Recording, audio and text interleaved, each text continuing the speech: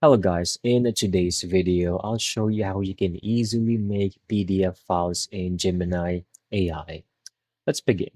First, open up your favorite browser, go to Gemini. You can either log into your account or not, but if you want to do this, go ahead, simply type in your request. So I have over here, create a simple PDF file about aquatic pet frogs and amphibians. So hit enter over here, submit. Just wait for Gemini AI to do the work for you. It will even provide you with a preview once it has been successfully generated.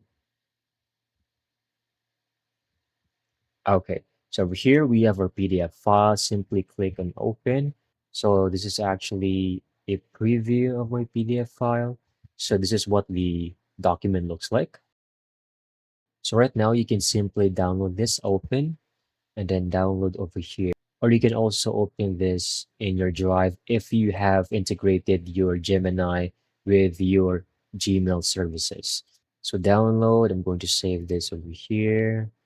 And you can now open this with your Adobe Acrobat or any PDF or any PDF software and then further modify and edit your documents. That's it. That's how you can easily get this done.